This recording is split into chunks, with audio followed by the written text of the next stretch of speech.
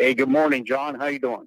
I'm doing very well. Just I'm enjoying that we're in spring football because it's better than no football, and just trying to think about what we're putting together here. What's on your mind? Uh, I've actually been thinking about something, a couple of things. The first one is pertaining to the quarterback competition that uh, never fails to be an ongoing conversation that it doesn't matter who's in the quarterback room. It seems like at Notre Dame, it's just as the world turns or as the football turns, whatever the hell. Yeah. What I want to bring up is an interesting thought. You mentioned before that Goolsby, in a conversation you had with him, that he had mentioned Sam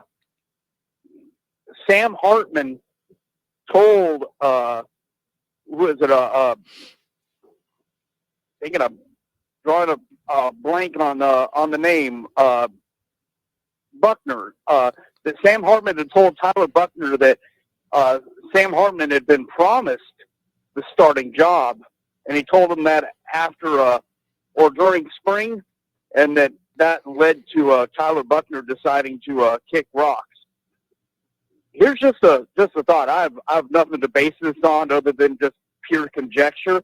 But what if, because Buckner was outperforming him in spring, Hartman told him that, not because it was true, but because he was worried about he was worried about Buckner beating him out. Oh. So he decided, you know what? Oh, we got a I'm juicy. going to throw some shade on this. Yeah, we got this guy up off my back. We got a juicy conspiracy theory here. Yeah, that would be. I mean, man, that would be like disappointing, man. Like you would hope, all that nice guy stuff with Hartman. It's like, oh, he wasn't elite, but at least he was a good dude around here, whatever. That would change that perception. I would hope that didn't. I would hope that didn't happen. And the other thing is, listen, I know everybody wants pure competition for these spots.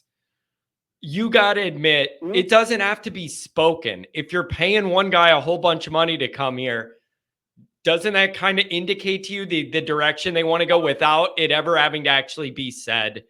I just think that's a real thing. When you bring a guy in here on the money deal for 1 year, doesn't that kind of dictate to you without it being said where they want to go? No. And here's the reason why. The coaching staff isn't making the decision on paying them the money. The coaching staff is saying, here's a guy that we like, that we want to bring in. Somebody else is making the decision as far as, hey, what's it going to take to get you here? You see what I'm saying? Yeah, but you don't think those are connected though? Like Brady Quinn and the money arm of this, it aren't doing stuff without running it all through the football staff first. Maybe now they can be, but when the decision was made to bring in Riley Leonard, the coaching staff couldn't be a part of that decision-making process. They had to be completely removed from it per NCAA rules, and I really, really doubt that Notre Dame was willing to skirt that line. They might be willing to do that now because the NCAA has ruled that, hey, you can do whatever. There's no rules, preventing it, kind of thing. But at that point in time, there were specific rules that coaching the schools in general couldn't be a part of the NIL deals and the collectives. I think in theory, I think you're right, but I don't think in practicality that's how it goes. If you don't think there was back channels between Notre Dame and Riley Leonard before he entered the portal, and this was all a done deal before he entered the portal, like, dude, that's how this goes now. Oh, yeah. By the time a guy hits the portal, it's a done deal. That's different than the money aspect. You know what I mean? There can be decisions made. Hey, we're in contact with his people, meaning the recruiting staff is in contact with his people, and they're going ahead and targeting him, saying, hey, as soon as this portal opens, we like you. We want to bring you in. In other words, they're not in direct contact with him because that's tampering, but they're in contact with people adjacent to him. And they've got, what do you call it? The collective knows who as far as the coaching staff has interest in. So the collective is in contact with his people saying, hey, this is the money aspect of it. The coaching staff, as far as the recruiting office, is in contact with his people. This is what we're looking at. You see what I'm saying? So it's not the aspect of the coaching staff saying, if you come to Notre Dame, you've got a starting spot. You see what I'm saying? It's a little bit more nuanced than that. But the reason why the coaching staff just can't just outright tell a guy, hey, you come here, you got a starting spot, and it's because we're paying you. The reason why that can't be done is then you become no different than Texas A&M. And look at the hot, toxic mess that became. Yeah. See, that's where you end up. You see what I'm saying? That's where you end up in a very tricky spot, right? Like that because these guys don't want to come here on a 1-year deal, their final year, and then not play. But you also don't want to promise a guy a job because you kill all the competition in your own program. Like Freeman can never get up there in spring and go, oh, it's Riley Leonard and he's our guy. Because what message are you sending to the rest of those quarterbacks? But at the same time, the money hints to you what direction they want to go, whether it's said or not. That's kind of my point. That is an unstated message it sends of like where their mind's at. That's, Well, the simple aspect is, yeah, we would like Riley Leonard to be the starter, but if Riley Leonard goes out there in practice and he looks okay, but Kenny Minchie looks like, damn, this guy's on a whole different level. How stupid are they if they decide, well, no, we paid $1.2 million for Riley Leonard. We got to start him over Minchie. It doesn't matter if Minchie looks like he could be another Jaden Daniels, but damn, we paid that $1 million and some change. Now here's my question. Nothing we can do. Our hands are tied. Here's my question. That's the road you go down if you play it that way. The question I have is, how much better than Riley Leonard would one of these other quarterbacks have to perform this spring to jump him? That's my question. That's my question. It would have to be to where a reasonable person who knows football can see what they call, we've all heard it, the eye test. If a reasonable person who knows football, who knows quarterbacking, can look and see that there's a clear difference. Yeah. That's the point when it's not one of those where one guy's got upside and another guy. It's not one of those where, hey, this guy's got a better game in this way, but this other guy, it's not one of those things where it's kind of like, somebody's better in this way, but another guy is better in this way. That way, there's too much, what do you call it, in play there for it to be a matter of, perhaps maybe, after 4 or 5 starts, this guy could end up being better. It's got to be one of those where it's unquestionable. This dude's just better. And that's all it is. Yeah. Man, these conversations make me a little uncomfortable. And the reason why is I'm an old school guy. I want it to be spring and everybody's on an equal playing field and everybody gets an equal chance to show what they could do and run the offense. And then whoever the best, most effective guy is that the guys rally around should get that job. Like that's what's in my pure football heart. I just think in the modern age, it's a lot more complicated than that. And that's really, really tough and tricky. And and I don't like thinking just because you pay the money, that guy's going to be the starter. But when it comes down to it, I think the guy you're paying the money is going to be the starter. Like if Riley Leonard's healthy, he's going to be the starter. I just don't think anything that happens this spring is going to change that. I just don't think that. I think that's the path. Is that the best way to do it? I don't know. Are the other guys better than him? I don't know. That's just how I see it happening. It is uncomfortable to me though. I don't like feeling like money's getting having an influence over the depth chart. But I admit money's in some ways having an influence over the depth chart. It just is. I'm not saying it's right. The best way to approach it, and you hope the coaching staff does this.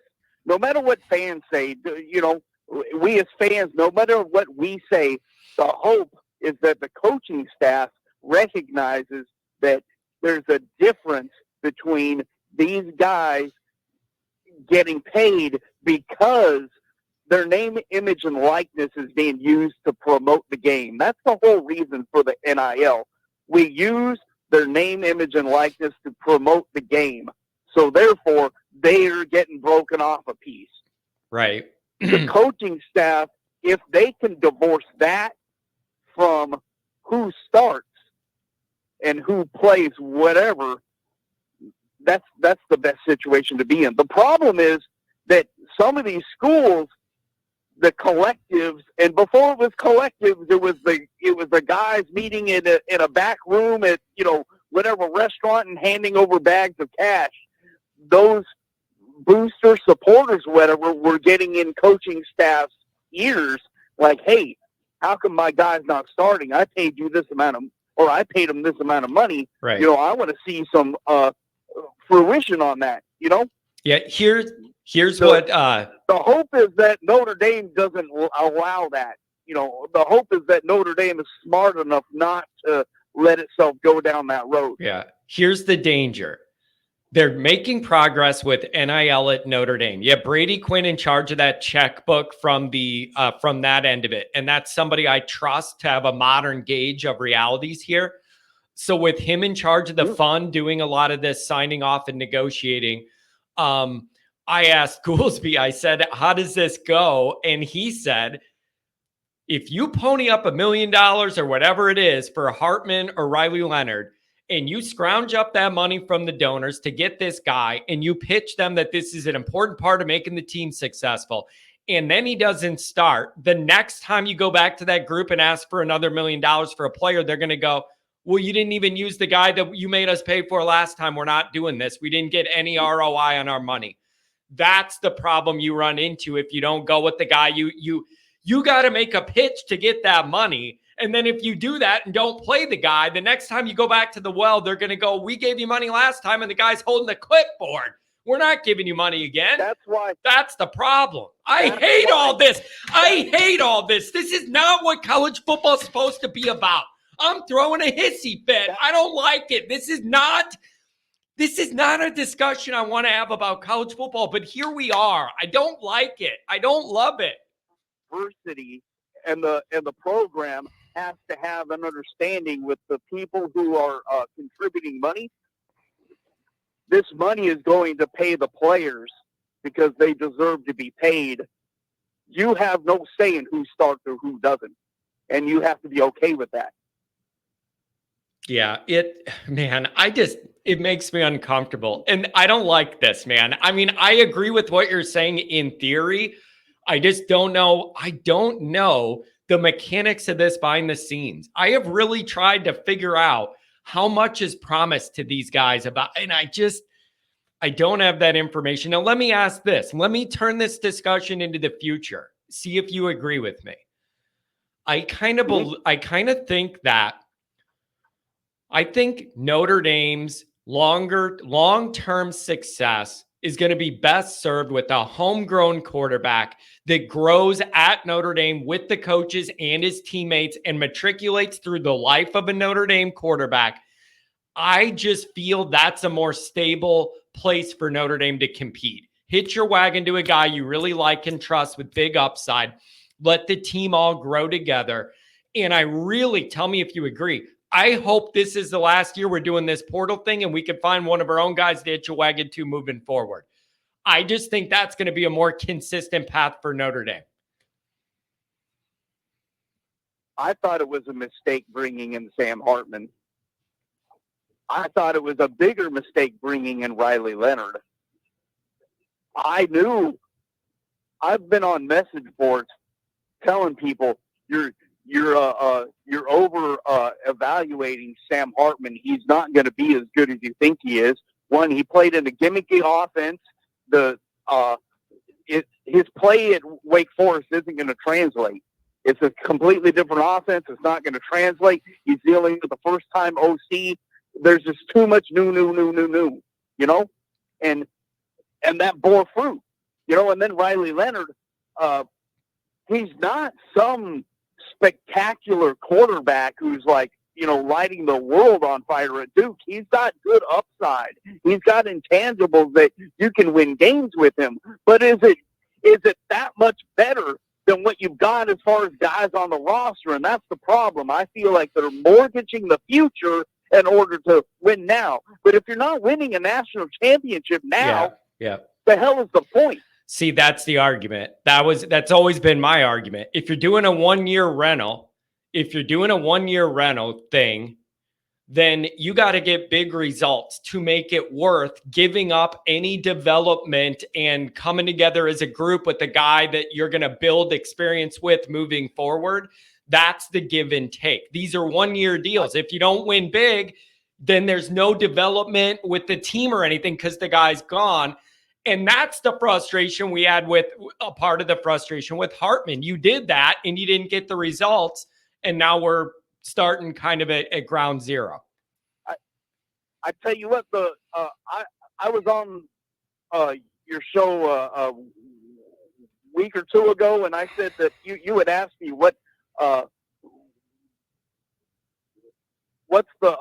the floor as far as what would be acceptable as far as the bottom line for the season. I was saying as long as they show progress. But the more I think about it, because that would be the case if they went ahead and were starting they just picked a guy, Angelique Minchie-Carr, and just rolled one of them out there. Hey, he doesn't have starting experience, but this is our guy. We're going to roll with him and see where it goes.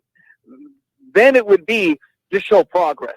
But since they went out and got Riley Leonard, and if he actually ends up proving to be the starter, meaning they've determined this is the best guy among the bunch, he has no eligibility after this, so we're going all in for this season, then it has to be make the playoff, and it has to be if you're not winning a first round game in the playoffs, it has to be you're playing the national champion in the first round and you just got beat by the national champion and you look competitive. I'm not talking 2020 Alabama, get smoked and everybody's wondering what the hell were they doing in that game. It can't be 2012 where everybody's knowing before you even step on the damn field that you're going to get freaking blown off the field. Yeah. This is a good conversation. I agree with you, like where your sense of justice is kind of with all this. I totally agree with you. Mm-hmm. I just know it gets really complicated. And the more I hear behind the scenes about all this NIL and the negotiations and the different, it's really complicated. And I don't love it. And it makes me uncomfortable. It's just things are a lot more complicated than the good old days where there's 3 quarterbacks and the best one gets to play. It's just more complicated than that. That's all I'm saying. Why? You know why that is? Because money corrupts and ruins everything that we like. That's why. well, even more.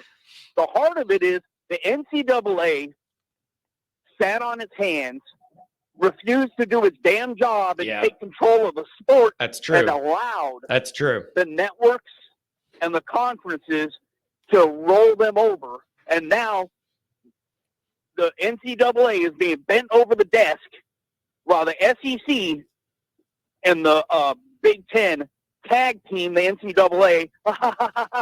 Look at your sport now, bitch. You know what I mean? That's what they're doing. Yep.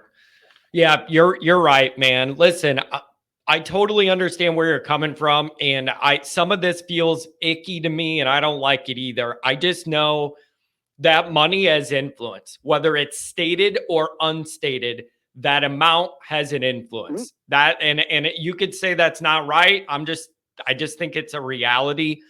And then let me wrap up with this. Good call on a Friday. 419, you're coming up next. I just think that if you identify a guy like Riley Leonard, you come up with that money and you get him. And that's kind of where your mind's at for starting quarterback. I'm saying you could kind of set things up in the spring to prop the guy up that you want to be the guy. Like you can kind of dictate things to go the way you kind of want them to go without being obvious about it in spring. Like there's a part of that too. Yeah, you're talking about basically steering the ship. In other words, you have the guise of it's an open competition. That's kind of what I'm getting at. Yes. Kind of got your thumb on the scale. That's kind of what I'm saying. How you shape it. Yeah. How you kind of shape that. Whether that be reps or what kind of protection you have versus another guy. Like there's a framework there. And I get it. Everybody hates this. I get it. I'm not defending that this is the way it's going. I'm telling you it's the way it's going. Don't make me think. It's not that I'm saying this is what I think is right or how it should go. I'm telling you what it is. Those are different things. Dr. John commented saying, come on, John, you're going to pay the guy and then if he's not that good, you're going to play him anyways. There's not going to be a situation where they set this up to where one of the other guys clearly outshines Riley Leonard and it's undeniable. That's what I'm telling you. That's not going to be what the spring set up to show because they don't want it to, I don't think. It's not right. I'm just telling you how this thing goes when there's money involved. For that to happen, it would have to be one of those things where Riley Leonard ends up with the yips and he just can't, he's just completely inept at playing football. You know what I mean? He would have to have such a regression from what we saw playing at Duke that it's like, okay, he's not even functional for an offense.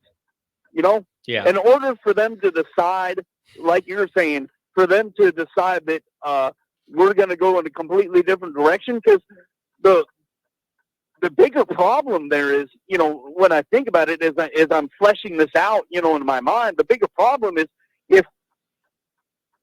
if they go ahead and decide to go with somebody else other than Carr,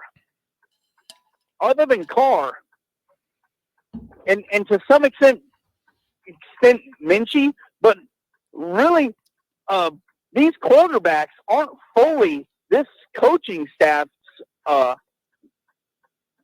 guys. You know what I mean?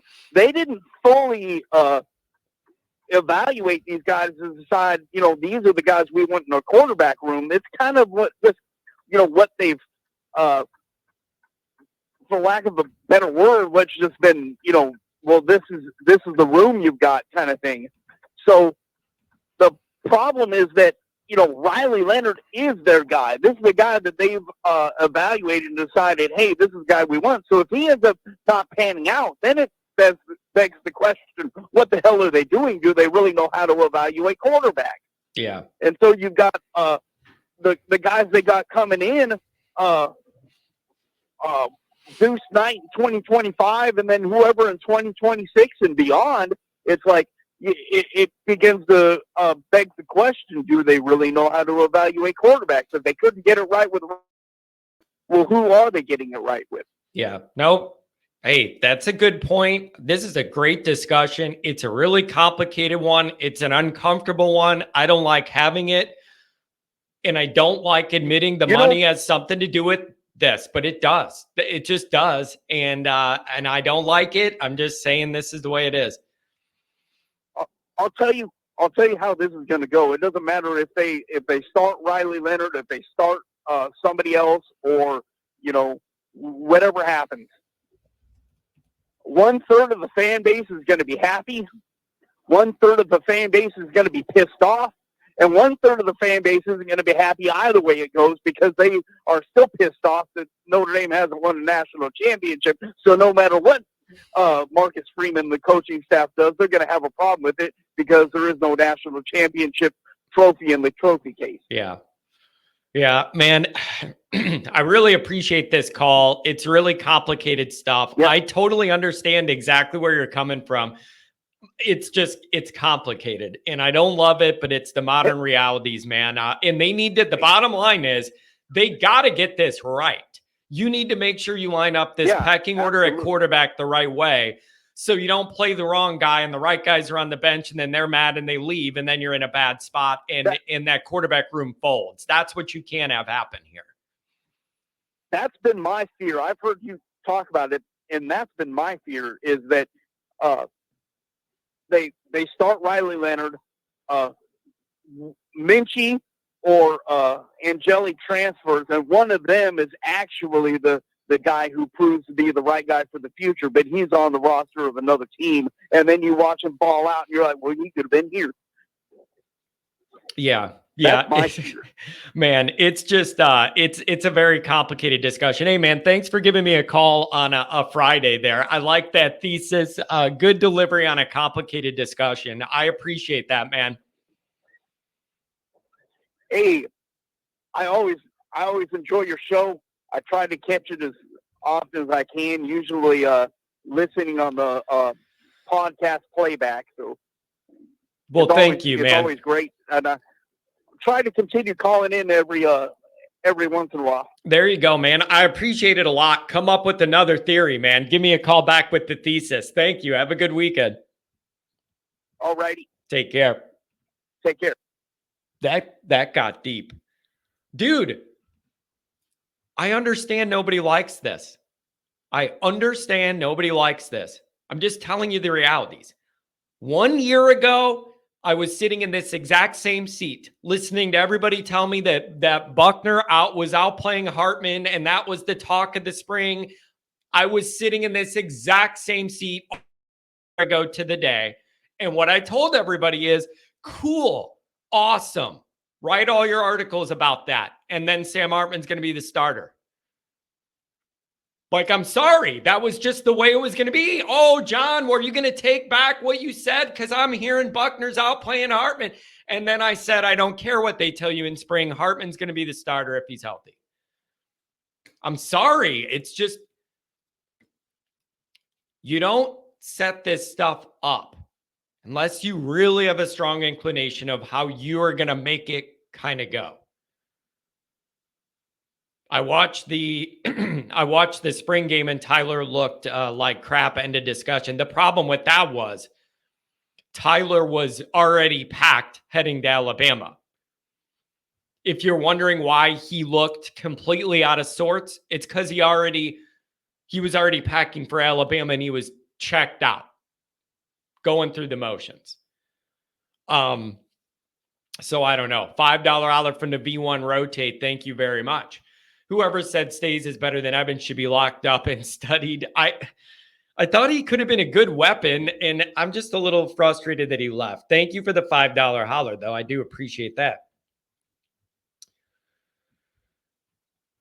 Let's see. So because of the money, you choose to lose. Here's the thing, Dr. John. You don't go get Riley Leonard if you think you have the next quarterback that could start and he's good enough in-house already. Some of this evaluation's already taken place. And you know CJ Carr's a freshman and you want him to preserve a year, so that's out. And then you have Minchie, who's done really nothing because he hasn't had playing time. And then Steve, who's done a really good job in mop-up duty, but not as a starter. Like, You can't act like this is all starting from ground zero. These guys entered the portal with judgments on those other guys already. And that's what made them say, we need to go to the portal to get a guy that's more reliable and has proven more. It's not an equal evaluation starting at ground zero. You don't go do all this if you're already confident one of the guys in-house can be the starter. You don't do this because it messes everything up that way. You're sending a message about your evaluation already when you do this. That's the message. It lets you know you're not starting from ground zero, or you wouldn't do this. Here's the other thing you guys need to accept. This is not popular. You need to accept this. Steve Angeli is the least talented quarterback on this roster. Straight up. I don't know what it's going to take for people to understand that. Physically speaking, Angeli's the least gifted guy in that room. That doesn't mean he might not be a better quarterback at this point than some of the other guys. Follow me here. I'm not saying he can't play quarterback and operate the system as well. He is the least physically gifted guy in that room. He does not have CJ Carr's natural gifts. He does not have Minchie's natural arm.